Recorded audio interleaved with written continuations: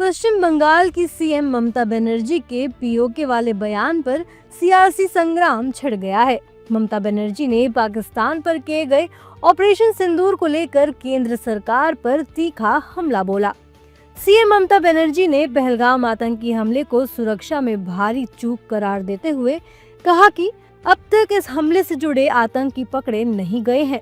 संघर्ष के दौरान भारत के पास पाकिस्तान अधिकृत कश्मीर यानी पीओके को लेने का अच्छा मौका था, जिसे केंद्र सरकार ने गंवा दिया। इस बयान के बाद सत्ता पक्ष के नेता ममता बनर्जी पर जमकर हमलावर हैं। बीजेपी नेता इस बयान को उनका पाकिस्तान प्रेम बता रहे हैं। साथ ही पश्चिम बंगाल में बांग्लादेशियों की घुसपैठ रोकने पर ध्यान देने की सलाह दे रहे हैं।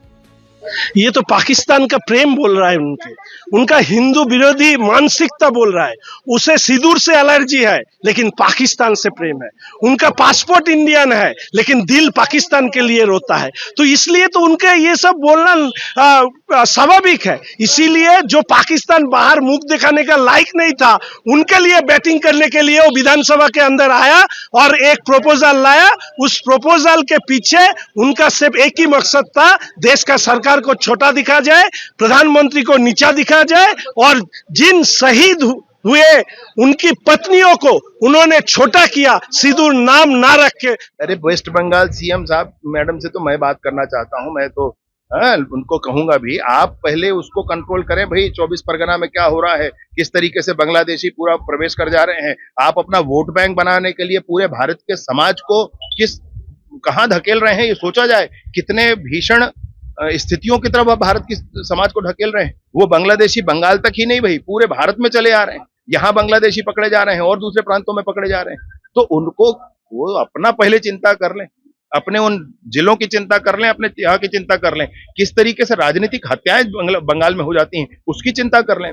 ममता बनर्जी के बयान का विपक्षी नेता समर्थन कर रहे हैं। संजय राउत ने कहा कि देश को उम्मीद थी कि इस बार पीओके वापस आ जाएगा। देश के 140 करोड़ जनता के मन में यही था कि अब मोदी पीओके लेकर ही रहेंगे। अब पाकिस्तान को ऐसी थप्पड़ पड़ेगी तो वापस उठेगा नहीं पाकिस्तान। हाँ, पीओके के पाकिस्तान के 4 टुकड़े करेंगे। हम तो देख रहे थे 4 टुकड़े करेंगे। फिर हम लोग वहां जाएंगे, लाहौर में जाएंगे, कराची में जाएंगे, एक अखंड हिंदुस्तान, यूनाइटेड हिंदुस्तान हो जाएगा। जो वीर सावरकर का सपना रहा है, तो वीर सावरकर का सपना मोदी जी साकार करेंगे। तो अब तक हुआ नहीं है। वो गृह मंत्री जी के तमाम वीडियो वायरल हो रहे थे कि तत्कालीन सरकारों पर आरोप लगाते थे कि 3 दिन और सेना उस चीज फायर नहीं किया होता तो पीओके हमारा था। तो लोग उनकी बातों से उम्मीद लगाकर बैठे थे। आप तो 3 दिन में ही चीज फायर कर दिए। तो बहुत सारे लोगों के मन में सवाल है, क्योंकि ये आप कहा करते थे, जो गृह मंत्री जी कहा करते थे, हमें उम्मीद थी कि मौका मिला है तो कर देंगे। ऑपरेशन सिंदूर के बाद से विपक्ष के नेता लगातार सवाल उठा रहे हैं। ममता बनर्जी के ताजा बयान से सियासी पारा फिर चढ़ गया है और पक्ष विपक्ष दोनों तरफ से एक दूसरे पर सियासी वार किए जा रहे हैं।